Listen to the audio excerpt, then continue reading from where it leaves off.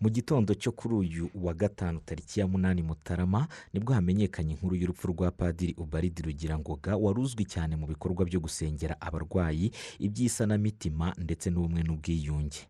Yitabye Imana aguye muri Leta Zunze Ubumwe za Amerika aho yari amaze iminsi arwariye. Mu rwego rwo kumuha icyubahiro, muri aka kanya twifuje kubasubirizaho ikiganiro twagiranye nawe mbere. Ni ikiganiro cyagarukaga ku buzima bwe muri rusange. Muri iki kiganiro nyakwigendera Padiri Ubalidi Rugirangoga wavutse mu mwaka w'1956 yari yatangiye atubwira ibyaranze ubuzima bwe kuva akivuka kugeza yihaye Imana. Reka tubyumve. Mbona ndiho twari abana batatu. Uwa gatatu namubonye avuka, n'uwa kane murumuna wanjye nagiye kubona mbona turi kumwe mpumutse. Ubwo rero data yari umwarimu, twari umuryango umeze neza, ntitwari abakene, twari twihagije. Icyo nibuka mu bwana bwanjye ni uko mpumutse mfite nk'imyaka hari nk'itanu. Najyaga mbona tujya kurara mu gihuru na mama amfashe akaboko mu rutoki tugemera nk'utsikira mu bihandanda by'insina anzamura. Nkibaza impamvu tujya kurara mu gihuru kandi dufite inzu. Ndakana gatoya.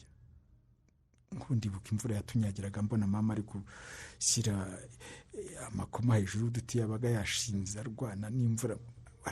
Ndi muto nabonaga abantu batatwishimiye kubera ko namenye ubwenge nsanga turara mu gihuru. Ubwo noneho ikintu nibuka nabwo ndi umwana ni bya bindi bitaganira gukora.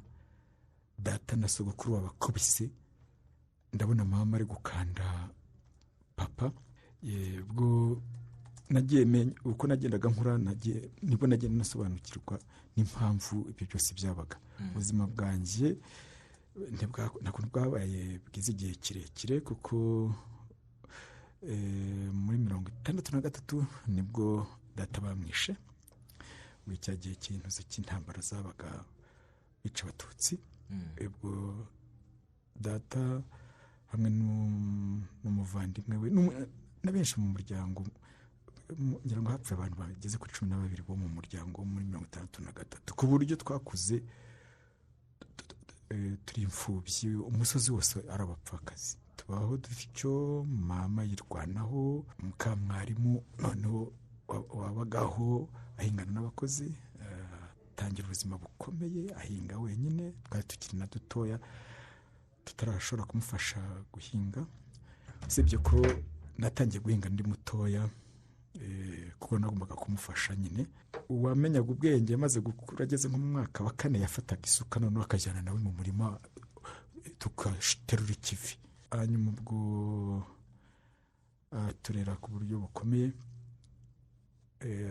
ariko tuza kugeraho turakura. Ubwo ndangije umwaka wa 6 nagiye mu seminari yitwa Imibirizi, mpiga imyaka 2. Ndangije nkomereza ku Nyundo, ubwo ndi kugenda negereza muri za 73. Cyo nibuka niga mu seminari imyaka 2 ya mbere, nta bibazo mama yari afite kuko nari umwe, yampaga amafaranga akwiye rwose, ndetse nkanavuga nti ayasinya akeneye. Noneho murumuna wanjye rero ansanze mu seminari, nawe cyabaye ikibazo. Ndabona umukecuru yishimye, yari yarakoze uko ashoboye, yaragurishije inzoga, yaragurishije imyaka, azana amafaranga yari afite mu mweko ayashyira ku nkoko. Ati ngaho rero mwihe bana banjye, asigaye munsigire nanjye nzasigara nkoresha. Kandi kuko yaratwizeye, yari yaduhaye uburere bwiza. Noneho ngafatayo urugendo. Icyo gihe murumuna wanjye nawe yaransanze ku Nyundo mu seminari ya Mutagatifu Pio wa 10 ku Nyundo. Nafata amafaranga yo kuva mu cyazari cyangwa tujya ku Gisenyi, na murumuna wanjye agafata. Nafata y'amasabune nawe agafata, nafata y'amakaye nawe agafata. None ubwo mama yavuga ngo ko muyatwaye yose, ngo munsi y'utuko tunote twa 2 amafaranga 40 twa 20, ngo nzabone uko ntangira ngura amasaka kugira ngo tuzabetera ibitoki biri mu rutoki nkuremo inzoga ko nizo yasengeraga zikavamo amafaranga ngo nubone ntimuzagaruka kuri noheli ntibishoboka, ni muri umuntu wanjye we ni n'umwana sinamugeza ku Nyundo atariye, oya we ntibishoboka, ni ukuri amafaranga turayatwaye. Nyatwaye nabonye mama amarira aguye ku nkoko kuko twese twari turi kuyireba. Ayo marira amfite nayo yaje gutuma mba padiri. Kuko icyo gihe tuyatwaye mama akarira, ndibuka ko yavuze ijambo ngo umwana we ngo niwari warambuze arambonye, kuko yangaga kuguza abagabo, yari yapfa ari na mutoya. Avuga ati ninguza abagabo bazangendaho, nibangendaho usange bambyariye abandi bana nzananirwe kurera nabo umugabo yansigiye. Yarwanye ishyaka rwose ryo kubaho mu budahemuka, ntiyize ahemukira umugabo we. Hanyuma none ubwo ngubwo turagenda tujya kwiga muri 73 batwirukana mu iseminari kuko turi Abatutsi. Noneho ubwo turaza tugeze muhira, nsanga muhira naho bitameze neza, dufite ubwoba. Nibwo none nanjye na murumuna wanjye twahungiye i Burundi. Ubundi njye sinize amashuri yo mu Rwanda makuru, nize imyaka 3 ya mbere mu seminari, ubundi noneho ibindi nabirangirije indi myaka 5 nayirangirije i Burundi. Nkuyumbwiye amateka yo mu Rwanda ntayo menye, usibye kubisoma. ubwo ngiye nkubwira iby'i Burundi ngiye nibyo nize. Hama noneho ubwo naje kugeraho mera muri adolescence, igihe umwana atangiye gusoreka, nagezeho nanjye nigwira mu kintu cya indiference, kumva ko ibyo kwemera bimera nk'ibyimva mu gahoro, mbega uburangare. Noneho naje guhindurwa n'ishapure. Ubwo ndi kugenda nshagagura. Hari umwana twagiye impaka avuga ngo agiye kuvuga ishapure, ntige sinjya nsenga. Ati uracyakuri kimwe seminari se, urashaka kunshyurira ko ubwo ndasenga ndakwiye kuba ahangaho? Ntumva se bishoboka? Ntahanga mu seminari ntiduhari kugira ngo dusenge, duhari kugira ngo twige, kandi ntanga minerivare nk'abandi, ntushyireho iby'amasengesho. Mu mpaka rero nibwo naje kujya kureba ntese koko uriya mwana uriya agiye gusenga. Tumaze kujya impaka njya kumuneka muri chapelle, nsanga ariyo n'abandi nka 30, kandi twari abantu bageze kuri 265 cyangwa 270, sinibuka neza, muri iyo seminari yahitwa Iburasiri Burundi. Ariko nsanze arimo, kandi twamaze kumutuka kuko hari abandi baje nabo batasengaga, batemeraga iby'amasengesho cyane, baramfasha turamuhirika. Hama noneho go ngiye kumuneka ko yagiye gusenga, nsanga arimo, nibwo nagize ubwoba, ntiyampaye inka. Burya harimo abantu basenga padiri atabari inyuma, kuko najyaga mbona tujya mu masengesho ya mu gitondo na misa, ariko abapadiri babaga bahari. Kubona rero abantu bibwirije bakajya gusenga bonyine, bwa rwa mbere mbibonye, nsanga iryo sengesho ari sengesho uko. None ubwo nanjye nageragezaga gusenga, nsanga ntakibuka n'ishapure kuko yashikiye ninaherutse kuyivuga ndi mu Rwanda. Kandi wiga mu seminari? Niga mu seminari. Noneho rero ndavuga nti naje nje kuneka, ariko se nsohoke naba nkabije, nereka nanjye nishakemo imbaraga ndiko nasenga, kuko nembonye abandi bari gusenga, kandi nta mupadiri bari inyuma. Iryo sengesho narikoze neza pe, kuko nanjye nari nsenze, nta mupadiri ndeba, ntari muri gahunda, kuko iyo shapure yari facultatif, no kuvuga ivugwa n'ushatse. Abajyaga muri no kuvuga ko ari abantu babaga babishatse koko. Ubwo rero noneho nanjye ndatangira ndasenga, mvuga za ndakura mu Samariya, nkizibuka mu Gifaransa, noneho no mu Kinyarwanda nkibuka.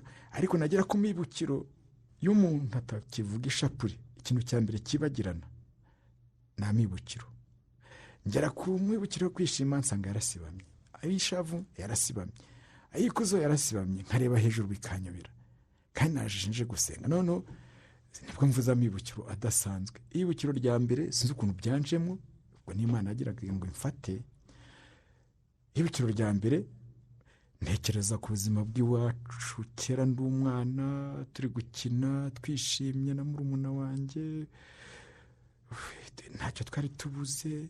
Iri ibukiro rya mbere nkomeza ndakuramutsa Mariya. Ibukiro rya kabiri ntekereza ntekereza ku rupfu rwa data, mbona sogokuru aje kutubwira ko data bareba mwishe, nawe ko yabacitse sinkuzi.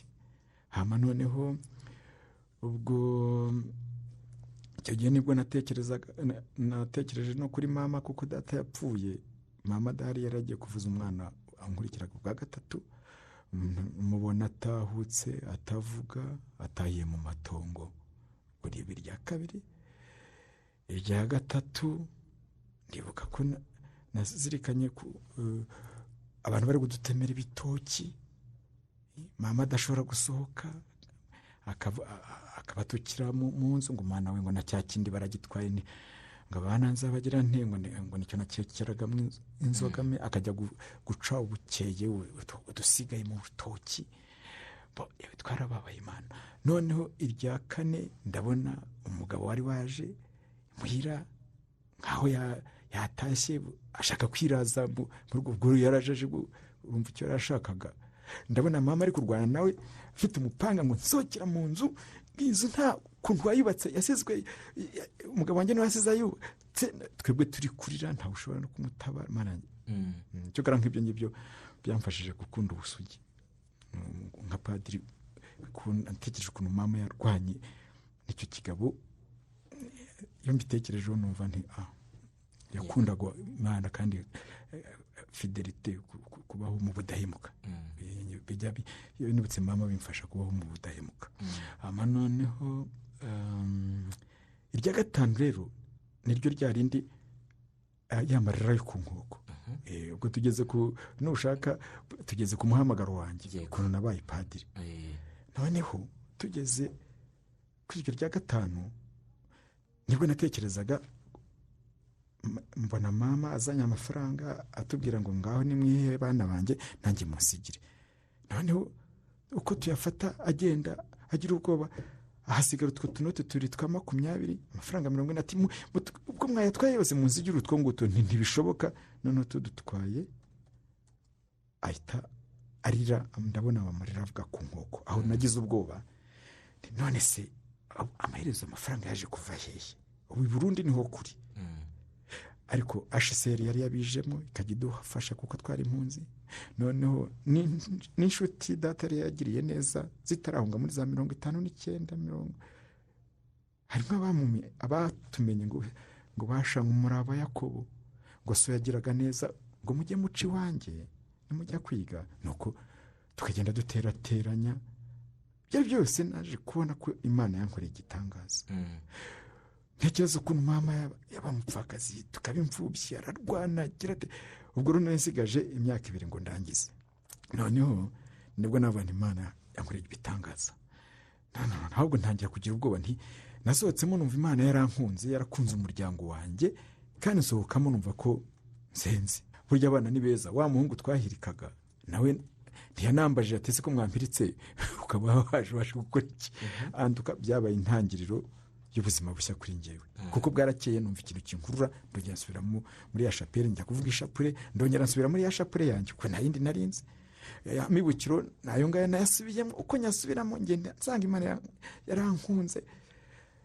Hashize nk'ibyumweru nka 2 njya kureba umupadiri wanyoboraga ku buryo bwa roho, ariko mubeshya kuko yambwira ngo uhagaze ute? Mpagaze neza rwose. Nta minota 5 yashiraga turi kumwe na père spirituel wanjye icyo gihe, kuko nabaga ndi kumubeshya ngira ngo andeke mvaho ngaho. Ariko noneho nge nagiye kumubwiza ukuri, nakubeshya igihe kirekire, ngewe ubundi nari mfite ibibazo, ahubwo nje kukubwira ngo unyereke uko bavuga ishapure kandi unayimpe ntayo mfite. Ahita yishima arayimpa. Umupadiri twaga Giyo, Jacques Giyo, yari umu père blanc. Hanyuma noneho anyereka, anyandikira n'amibukiro mu Gifaransa. Nibwo natangiye gusenga numva ko nsenze pe. Uko ngenda nsenga nsanga Imana yarankunze, ku buryo none hasigaye nibaza ntwese wa Mana ko wankunze nzakwitura iki. Nuko noneho nashakashatse ndabanese Mana nzakwitura iki. Mbere cyo nayitura ndabani nkwihaye wese ndaje.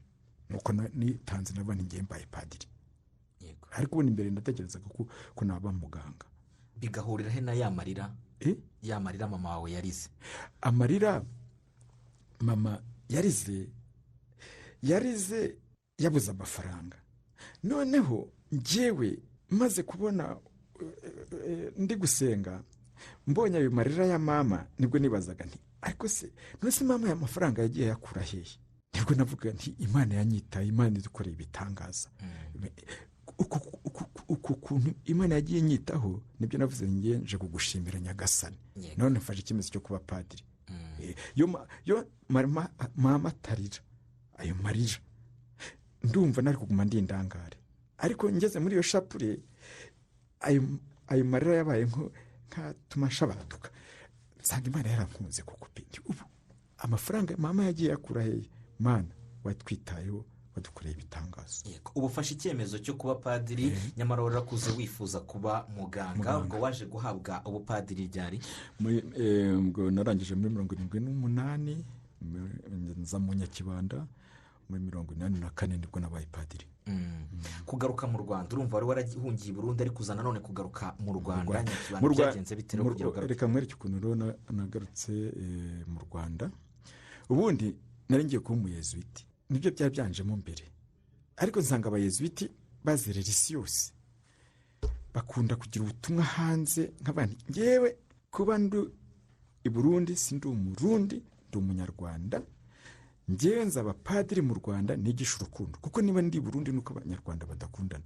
nuko nafashe icyemezo cyo kuza mu Nyakibanda ngira ngo nzabe padiri mu Rwanda, ku buryo n'ubu ngubu umuntu wese umuhagaze imbere ashaka kumbuza ngo nk'ubu uhagaze imbere uwo waba uri we wese ukambuza kwigisha izi nyigisho ndi kwigisha zerekeranye n'ubumwe n'ubwiyunge, mfasha abantu, ndavuga nti ndakanyagwa, wenda unyirukane mu bupadiri kuko uri kumbuza kujya mu muhamagaro wanjye. ngewe ndi i Burundi, numvise ngomba kuzagaruka mu Rwanda nkigisha urukundo mu Rwanda, kuko niba nari i Burundi nuko abanyarwanda batakundanaga, numva mba ndi mu muhamagaro wanjye, kuko umvangiye ukanjyana mu bindi abana singiri mu muhamagaro wanjye. ubwo ugarutse mu Rwanda rero umaze no kuba padiri, ubuzima bwakomeje bute? naraje niga mu Nyakibanda, numva mu mutima rwose ngomba gukunda abantu bose. hama noneho mba padiri, mbaye padiri bantuma paruwasi ya mbere bantumyemo ni paruwasi ya Nyamasheke, nta n'iyindi nigeze menya mbere ya jenoside. nayibayemo padiri mutoya nk'umwaka n'igice, ubundi nyuma zaho mba padiri mukuru wayo. noneho aho ngaho niho nahuriye na karismatike. ubundi njye padiri ndi umupadiri ku wagiye wevuriwa muri karismatike. aho rero niho nahuriye nayo i Nyamasheke neza.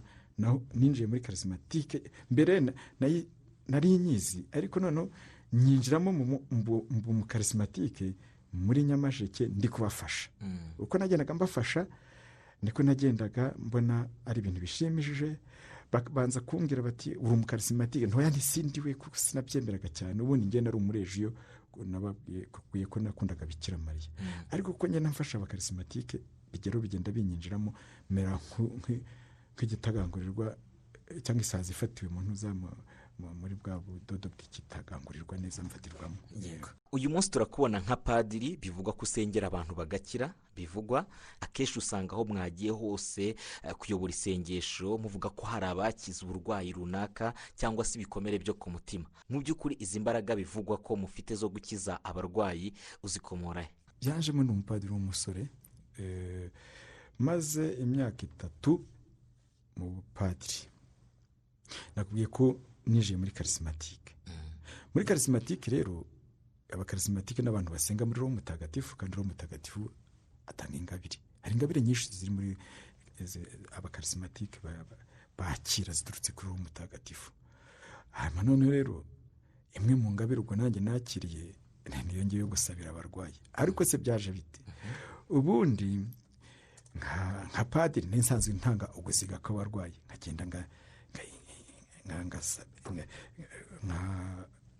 ngaho umuntu amasakaramentu gusiga kw'abarwayi. ariko noneho muri 87 hatera amacinya, indwara ya macinya atera muri paruwasi, yica abantu. mana yanjye, yica abantu. noneho nkajya guha abantu amasakaramentu. najya guha abantu amasakaramentu nanjye nkagira ubwoba, iyi ndwara nangira ndayandura. noneho navayo ndibuka ko nahitaga njya muri dushe, imyenda nari najyanye muyiteke mu mazi, nkakaraba, noneho ariko mu ijoro nkumva ibintu biradurumbanye mu nda, ntiyamanga ndafashwe nanjye rero. Noneho ngasanga simfashwe, ntibwari ubwoba, bukeye ntibwari ubwoba bwari bumfashe, ariko noneho nza gusanga mfite ubwoba kuko najyaga guha abarwayi amasakaramentu, ngomba kubakoraho, kandi iyo ndwara irandura. Noneho umunsi umwe ndibuka ko nagiyeyo nsanga abantu bageze nko kuri 40 muri sale bari babashyizemo, bose bari kuvuza induru. Uwo mbwiye nti ngaho mbwira ibyaha byawe, waterega inyama ziri gushya, ntimbwira ibyaha byawe, undi ati turashize. Noneho mbuze uko mbigenza, mbaha absolution publique, bose absolution icyarimwe. Ariko ubwo ngeze hagati ngenda mbasiga unuza amavuta, maze kuba absolution icyarimwe, penitensiya rusange, natangiye kubasiga amavuta. Kera twasigaga amavuta rero ku maso, ku mazuru, ku munwa, ku biganza, ku birenge, ibyanakoresheje amaso, ibyanakoresheje umunwa, amazuru, ibiganza, ibirenge, ingendo nakoze uko ngenda. Urabona abantu nka 40 ugenda usiga ngeze hagati ndahamuka, abantu barashize n'ukuri. Nibwo navuga nti niba mupfuye mugende mutuvuganire, murabona ko ibintu bicitse. Bapfuye kuko ntuvuga ko mwese muzakira, ibintu bishoboka, ariko abapfuye mujyana ubu butumwa muzatubwire Nyagasani adohore, kuko abantu barashize pe. Ariko ubwo n'abantu si ukubatuma gusa abapfuye, ntabwo ngiye gufatana Kristo bose muri paruwasi duhagurukira icyarimwe dusabira abarwayi. Noneho rero nibwo nabwiraga abakristo, ntimurabona abantu bari gupfa nk'udushwiriri, mwese muhaguruke dusabe. Muri buri misa tuzatuvuga isengesho ryo gusabira abarwayi. Mama rero yararinyigishije mpabwa amasakaramentu, bavuga ngo Nyagasani turatakambira abarwayi tugira ngo bagire impuhwe, maze nibamara gukira bazaza gushimira mu kiliziya yawe. Nuko noneho yari yararinyigishije nyigisha abakristo. Abakristo rero kuko babonaga kuko ibintu byayoberanye, bose bakarivugana ukwemera. Ubwo rero ni ukuvuga ko umuhamagaro wo gusabira abarwayi wari utangiye kunzamo. Nyuma y'ukwezi iyo ndwara yarahagaze, nsigara nibaza se nta badogiteri bayihagaritse, nta masengesho yacu ayihagaritse. Noneho nibwo navuga nti ibyo ari byose uko bigenze, iri sengesho ntirigomba guhagarara. Noneho nibwo navugaga nti tuzakomeza dusabira abarwayi.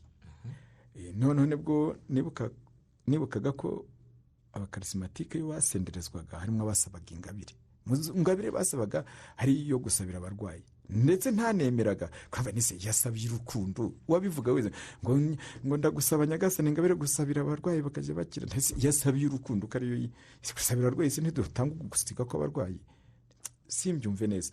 Ariko nubwo byari bitangiye kunzamwo, nibwo navuga nti abantu mwese ahubwo mwasabye ingabire gusabira abarwayi mwasenderezwaga, mugaruke nti Imana icyo tuyisabye nikikora, ahubwo nuko mutakoresha iyo ngabire. Noneho nibwo nabonye abana b'abasore n'inkumi 8, ntangire iyo ngabire ndayifite kuko nahawe ubusaserdoti. Padiri ntigiye bansize amavuta, ibiganza byanjye n'ibitagatifu rwose, nanjye ingabire ubwo ndayifite nubwo ntayisabye, kuko icyo gihe ngeze nari narasenderejwe. Noneho rero turatangira rero, buri wa kane tuzaduhura dusabira abarwayi. Turatangira turabasabira tubasabira, hari mu gashapere gatoya. Abantu bakajya baza ati ngewe nari ndwaye umutima, none umuganga arambwiye ngo nta mutima nkirwaye. Turashimira Imana. Ingumba zimwe ngenda ari ingumba, none dore ndatwite. Turashimira Imana. Indwara zinyuranye baragenda bagamara nk'amezi 2, 3, ibyumweru nk'abenga, mbega amaze kubona ko akize akaza ati nge narakize.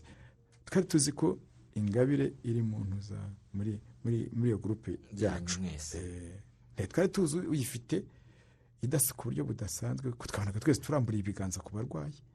Noneho rero zinkuye ko byatangiye muri 87, 88, 91 mu kwezi kwa gatandatu. Nibwo noneho ya ngabire yindi iriya niyo biti y'ubumenyi, kumenya ibintu bikozwe, kumva ibintu bikozwe. Abantu bakaba bari aho ngaho kumva ibintu Nyagasani akoze, kumva urugingo rukize, kumva Imana irakubwiye rwose, Roho Mutagatifu arakubwiye, kumva ijwi biza ku buryo bw'ijwi, nurumva ibyo numva, kumva ari nk'ijwi ry'umuntu se mu mutima. Kuko hari n'igihe umuganira ukabaza none ugasubishaho gusobanukirwa. Noneho hakaba ibyo ubona nko kureba videwo ukabibona, ukabona imaje ikaguca imbere, niba ari ukuboko kukaguca imbere, niba ari ivu ukaribona, ariko utamenya ari iryande. Amaso ukabona ukayabona. Nk'ubu ngubu nkubwira, ndibuka umuntu afite amaso atukuye nk'indubaruba. Ntihari umuntu ufite amaso ameze nk'indubaruba, ntashobora kureba mu zuba, ntuwo muntu naze arakize. Umuntu aje yari afite igitambaro mu maso, akinze mu maso, ati sinjya ndeba mu rumuri. None se ko akize kuraho, ariko ndebye ayo maso, ntaya maso niyo nabonye. Sinashaka kumenya uwo muntu, ariko ayo maso niyo nabonye, ko nanayabonye atukura pe. n'ubu ntabwo ubasha kumenya umuntu, ariko umenya ibibaye. Keretse muri Amerika niho nabonye, nari nshengereye ndi gusabira mu gitondo, ndi kwitegura, nari mfite isengesho ku mugoroba, noneho njye imbere y'isakaramento ndashengerera nsaba ngo Nyagasani aze gukiza abantu benshi. None igihe ndi gusenga mbona umuntu uri kugenda mu kagare, yambaye ipantaro y'umukara n'intuza n'agashati, yambaye ipantaro k'umukara n'agashati k'umukara, yari umukobwa, n'amaso ye ndayabona kuko namubonye ahita. Ubwo numva yuko Nyagasani yatangiye gukiza abantu, ntuyu muntu agomba ave muri aka kagare. Ku mugoroba mu saa 11 nibwo noneho ndi gutambagiza isakaramento, uwo mukobwa mubona mu kiliziya. Yego. Ndetse uriya mukobwa nabonye mu gitondo mutunga isakaramento ndamusabira. Noneho turangije nyine, kuko numvise ko Yezu yakijije ubumuga, nibwo navuga nti ari abantu umuntu Yezu yakuye mu kagare, kuko ninamubonye mu gitondo kandi mbona ari no mu kiliziya bari muri ako kagare. Yego. Ubwo ni muri 90, wenda ubwo tugarutse inyuma muri 91 nibwo noneho yangabire noneho yo kubona ibintu yaje gute rero. Turi gusenga nagiye kubona, mbona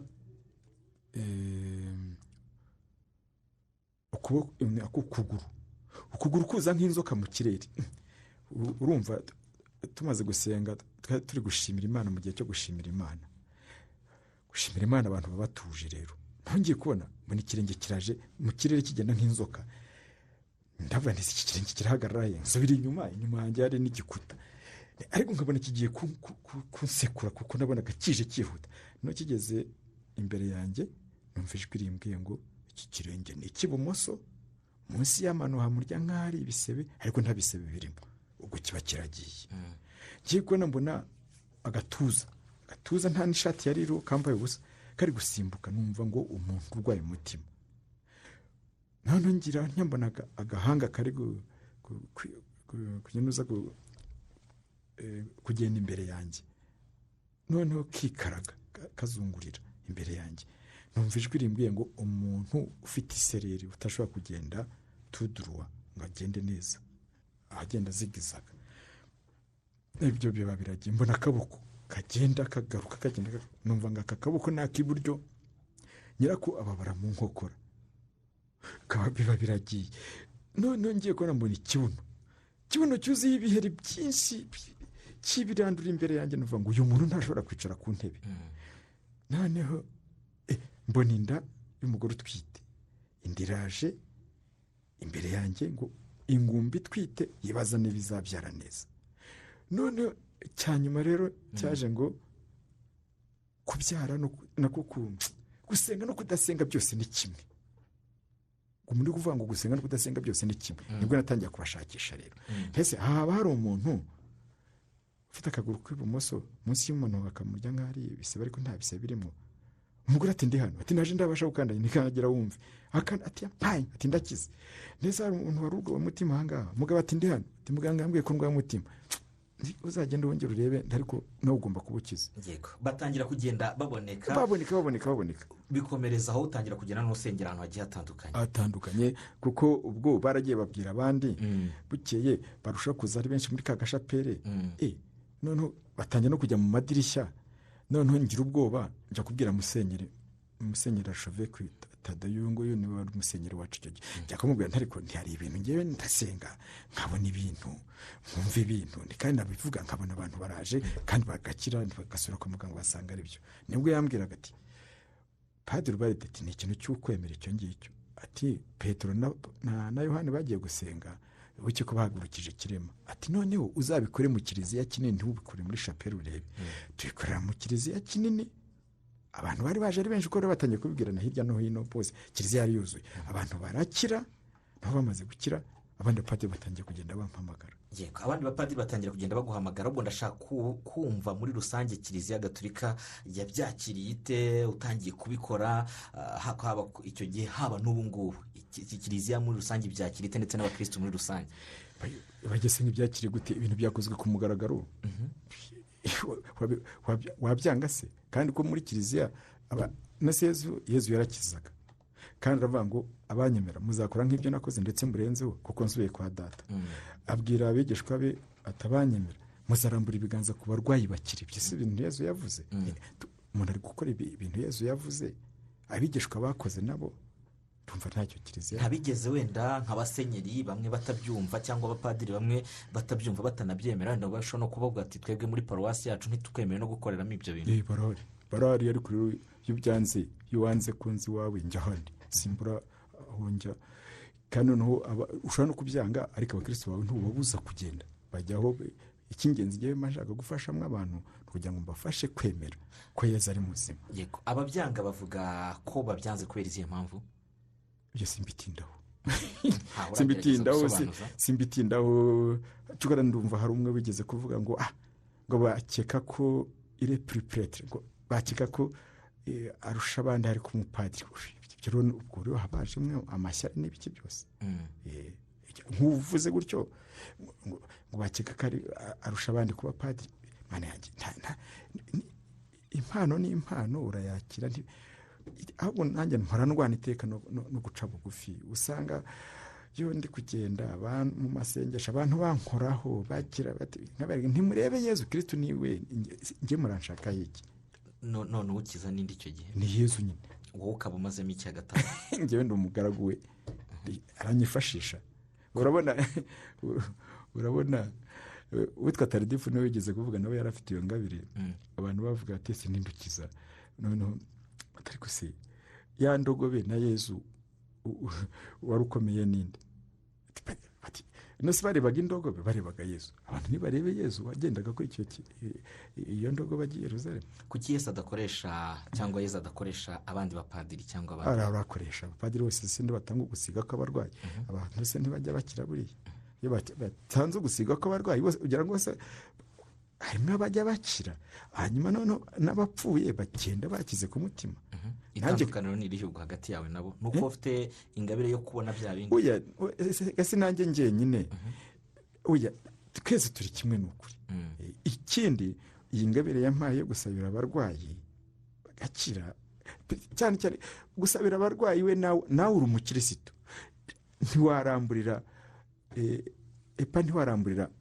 ibiganza ku barwayi 50 ngo haburemo n'umukire ntibishoboka warabyiyemeje mu kwemera kuko Yezu yarabivuze abanyemera muzambura ibiganza ku barwayi bakire urumva rero iyi ngabire gusabira abarwayi muri kiliziya ushatse kuyikoresha ni ukuri mu kwemera ntiwaramburira abantu ibiganza ku bantu 50-60 mu kwemera ngo aburemo n'umwe wakira yego ubu ngubu iyo ukoze isengesho ahantu hagiye hatandukanye abantu benshi baraza nk'uko bivuze ntabwo ariko bose bashobora gukira harimo bamwe bakira ariko bose icyo twemeranywa ni uko bose bakira ku mutima yego kuko gukira atari gukira ku mubiri gusa hari ubona abandi bakize akavuga ati nyamara Yezu ni muzima nanjye nabibonye ubwo se n'ubukize ku mutima hanyuma tugiye ku gukira ku mubiri abakira n'abameze bate abakira ku mubiri hazamo n'ubuntu bw'Imana ariko kandi ikintu cya mbere kugira ngo ushobore gukira ni ukwemera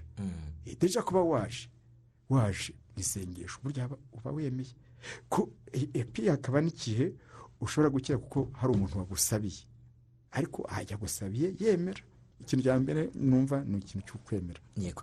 Hanyuma wagizwe umurinzi w'igihango kubera ibikorwa bitandukanye wagiye ukora nko gutangiza gahunda y'ubumwe n'ubwiyunge yatangiriye muri paruwasi ubarizwamo ya Mushaka, ikaba yarabyaye imbuto nyinshi ku baturage ndetse muranagura mujya no mu yandi maparuwasi agiye atandukanye. Mu by'ukuri iyi gahunda wayitangije ute? Se byarakoroheye nk'umuntu wari wanabuze n'abawe mu muryango wawe muri jenoside yakorewe abatutsi gutangiza gahunda nk'iyi ngiyi?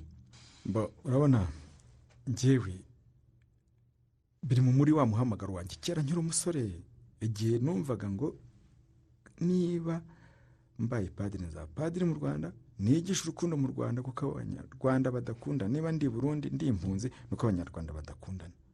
Ibyo rero nibyo bikindimo uko byagenda kose. Nubwo jenoside yari ibaye naravuze nti ntibishoboka, sinshobora kumanika amaboko. Icyampagurukije ni iki ngiki, gufasha abanyarwanda kubana muri jenoside. Urabona nk'umusirikare urwana, nta musirikare azakubwira ngo yatsinze intambara ataragize urugamba na rumwe atsindwamo. Jenoside nayifashe nk'urugamba mu ntambara, ntsinzwe urugamba kubera ko jenoside ibaye. Nahagurutse ngira ngo ndwane abantu babe mu rukundo, none nabwo birayoberanye, jenoside irabaye, nanjye barampushije, nabayeho hamana. Ariko kuba Imana yarashatse kumbaho nuko yashaka kongera kunkoresha ngo bya binatekerezaga ndi umusore bibi. Ubwo urumva nibwo natangiye nongera gusenga, nsanga uko byagenda kose ineza igomba gutsinda inabi. Aho nabyumviye irurude nabwo muri kwa gusenga ngo ngatega amatwi Imana, ndi gusenga inzira y'umusaraba irurude nyuma ya jenoside, kuko ndokotse nahise njya mu Burayi.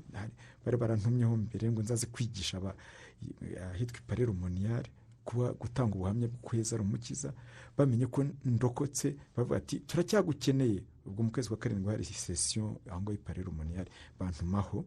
Noneho mbere y'uko njya aho ngaho mvuye na Parero Moniyari numva mu Bufaransa.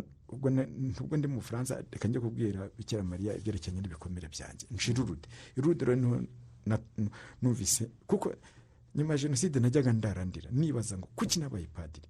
Kuba padiri ukigisha urukundo ugasarura jenoside, nkararandira. Irude nto nakiriye kuko numvishe Imana imbwiye mu nzira y'umusaraba ngo Baridi akira umusaraba wawe. Mbonye Yezu yakiriye umusaraba we agiye kuheka mu nzira y'umusaraba irude, nibwo numvise iryo jwi rimbwiye ngo Baridi nawe akira umusaraba wawe. Maze gufata ko jenoside ari nk'umusaraba, njye sinongeye kurira, ahubwo navuze ni gusa umuntu ibi bintu arabivamo ate. Nibwo rero naje gusanga uko byagenda kose ineza igomba gutsinda inabi, ngomba gutangira kwigisha gutanga imbabazi no gusabana imbabazi. Nabitangiye kare, ubwo n'amezi 6 mu Buraya. Mu kwezi kwa mbere muri 1995 nibwo numvise ngomba gutaha kuba mu Buraya ntibishoboka. Umwanya wanjye uri mu Rwanda, abantu babona bavuga ngo bakumva ngo ugiye gukora iki muri kiriya gihugu. Ntoya, umwanya wanjye nturi ahangaha mu Buraya, uri mu Rwanda, ngiye gufasha abandi mu bikomere bafite. Nuko nagarutse ngera hano ku itariki 5 z'ukwezi kwa mbere muri 1995, mpita natangira nigisha nti uko byagenda kose turagomba gutanga imbabazi abarokotse, abandi nabo basaba imbabazi. Abantu batangira baranyamagana rero ngo urarwanya insinzi, abantu bibereye mu nsinzi ukababwira ngo gutanga imbabazi. Barimo abantutse bageze bati, ariko kuko nanzi icyo nkora, yo untutse ndi gukora neza ntacyo bimbwira. None ubwo mara imyaka ingahe hano i Kigali niho natangiriye, kuko burya muri kapitali niho haba umutwe, kandi iyo umutwe urwaye ntukavuge ngo ufite amaguru mazima. Uyu mutwe warwaye, umutwe niwo utembereza byose mu mugero. navuze nti nintangira aha ngaha nzaba mfashije abanyarwanda benshi. Muri 1997 rero nyuma y'imyaka 2 nigisha muri uyu mujyi, ariko ngera no hirya nabwo no hino, ariko ndi hano nari ndi i Nyamirambo, nibwo musengeri wanjye urutse kwitaba Imana Yohani Damascene Bimenyimana yavuze ati ndagukeneye kongera kugaruka muri diyoseze, kuko tuba twarasezeranye kumvira. Nibwo nasubiye, ariko mbere nabwo Cyangugu, muri cyahoze ari Cyangugu hari ameze nabi, ntako ne kugenda ngo nigishe kabiri nijya interahamwe zari kumpitana ziri hari i Bukavu, ubwo rero zari zamaze kuva ni Bukavu. Noneho mbere urumva mvuka Cyangugu nka paruwasi yari yampushije Nyamasheke aho narindi, uzi ko kera bagenda bwakiranya umuntu warokotse, sinzi ko interahamwe zitari kumpitana, kandi navukaga Cyangugu bari bazi ko bishe na mama n'iki cyose n'umuryango wanjye. Ariko narindi hano rero none nkabanza ngafasha abantu, nasubiye Cyangugu noneho ubwo bantegereje, kuko baravuga ati biri bari dari gukora, nyamara n'umupadiri wacu. Ubwo nagiye atari abantu bumva bagomba kunyica, ahubwo noneho ari abantu baje bashaka umukiro, ku buryo nagiye no muri paruwasi mvukamo ngiye gusimbura umupadiri wari ugiye muri Amerika. Icyo gihe namaze amezi 2 dukora isengesho ryo gusabira abarwayi buri gihe, buri wa gatandatu nibwo twarikoraga, buri gihe buri wa gatandatu abantu baza ari benshi, ku buryo none ibintu byari byahindutse.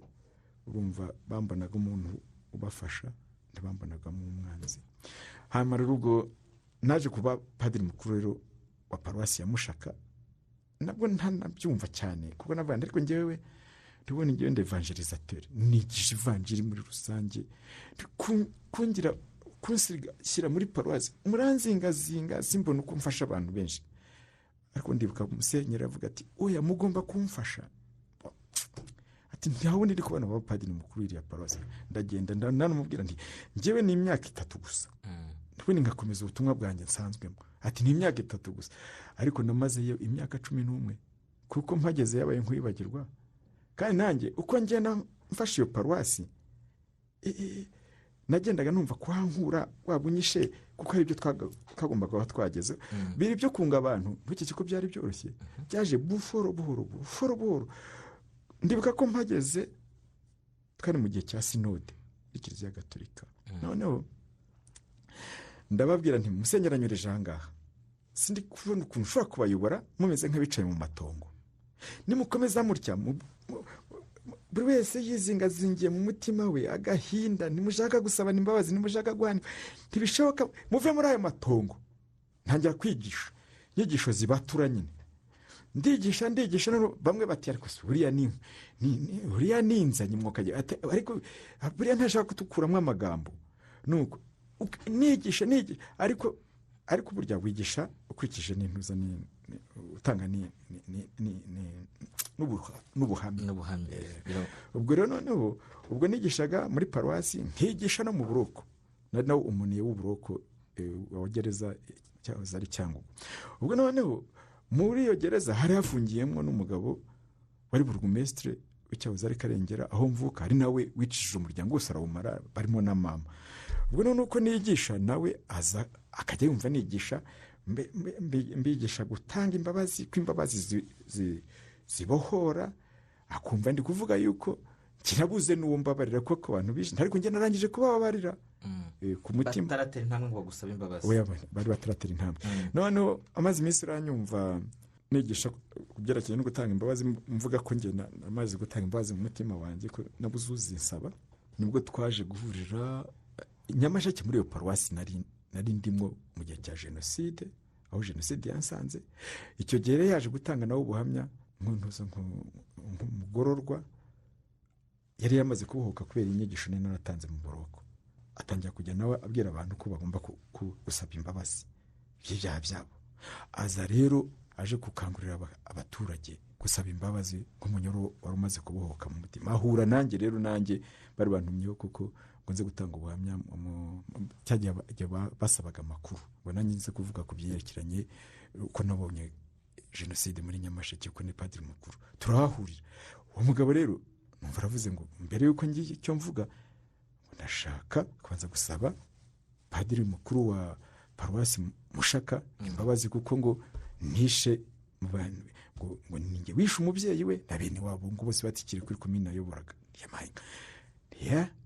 iki gihe mpinda umushyitsi mvuza n'induru ariko ndihangana ndagenda musanga kuko navuze kandi nigishe gutanga imbabazi ndagenda ndamubwira nti mu izina rya Kristo ngenda kubabariye wa mugabo we ndakubabariye noneho turafureka twese nyine twirinde kurira ariko numva ndakize ndetse byari n'iminyamba ngo gutanga imbabazi ukagera n'impuhwe nibwo nagendaga nibaza uriya mugabo buriya ko kwemeye imbabazi namuhaye nibwo none naje kumva ngo umwana we bamwirukanye mu ishuri kuko umugore we yapfuye afunze ubwo abana ntibageraga kirera noneho mbyumvise ndabandi mbonye ukuntu ngiye wa mugabo kumwereka ko njye namugiriye imbabazi kandi mbikuye ku mutima niba yazinsabye zikuye ku mutima simbizi ariko njye ngiye kuzimuha kuko mwereke impuhwe none ubwo uwo mwana we namufataga nzajya nkurira ujye usumbwire nyuma y'umwaka nibwo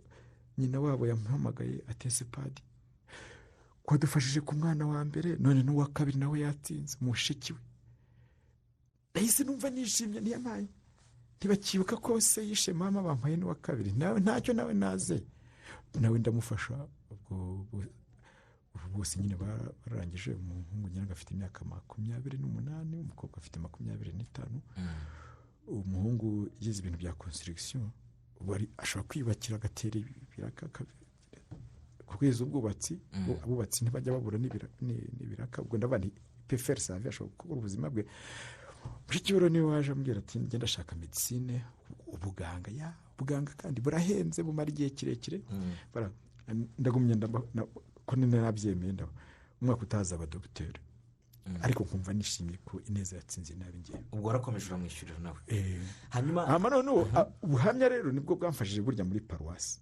kuko ababonaga baje kureba amafaranga ngo dore babana ba padiri none nabyigisha abantu nabo bati ese tubigenze dute natwe ntabwo ni akazi kanyu dore uko njye mbyumva kandi zabazwa amaraso yanyu ibyo mbigisha nanjye nibyo nkora nuko njye nahinduye abakristo ba paruwasi ya Mushaka noneho nabo batangiye kugenda batanga imbabazi basaba imbabazi utangira no kujyana mu yandi maparuwasi agiye atandukanye kuko abapadiri bamwe bagendaga bampamagara ati ngwino natwe dufashe yego iminota ndabona iri kugenda idusiga wenda ibanga wakoresheje ni ibanga rikomeye cyane rijyanye no kwigisha ibyo nawe wabashije gukora ariko dusoza noneho n'ubuhe butumwa ushobora kugenera abanyarwanda baduteze amatwi muri aka kanya nuko iminsi myiza iri imbere yacu iminsi myiza iri imbere yacu ineza igomba gutsinda inabi inyigisho z'ubuyobe zabayeho ariko kandi noneho twakira urumuri naho ubundi iminsi myiza iri imbere yacu nicyo nakifuriza abanyarwanda rwose twabaye mu ngoma z'umwijima sibyo twabaye mu ngoma z'umwijima ubu turi mu ngoma y'urumuri n'ukuri wese nagerageze rero kwakira uru rumuri turimo buri wese yishimire kuba umunyarwanda kandi umukristo ahari abyumve mbere y'abandi kuko umukristo n'umuntu wumva ukuri nose turi abanyarwanda uko ni ukuri nibyo byagiye biduteranya kutagendera mu kuri tugashyira imbere amoko kandi turi abanyarwanda umukristo rero ngenda babwira nka padiri umukristo yumva ukuri umukristo tumva ko umunyarwanda ari byo bya mbere yaba ari umukristo kuba umunyarwanda nibyo bizakuraho ironda koko ryacu turi abanyarwanda tubishyira imbere kandi umukristo agomba byumva ko umukristo ari umuntu wumva ukuri kandi ukuri ni uko kuko turi abanyarwanda hano hari umuntu wabajije ikibazo ngo padiri ntasohoke muri studio yatatubwiye ibintu byibuze bitatu yumva byamatse ubuzima bwe adashobora kwibagirwa kuba narabaye imfubyi sinshobora kuzabyibagirwa kuba narageze umubyeyi nka mama yampaye icyo bita personalite ari umugore akaba n'umugabo ntabwo nigeze nta complexe y'ubupfubyi nigeze ngira icyo ni icya kabiri cyanshimishije hama kuba ndi umusaserodoti wa Nyagasani bitatu sibyo yashakaga yego iki cyari ikiganiro twagiranye na nyakwigendera padiri Ubaridi Rugirangoga mbere y'uko yitaba Imana twagisubijeho mu rwego rwo kumuha icyubahiro Imana imuha iruhuko ridashira njye na Epa Ndungutse.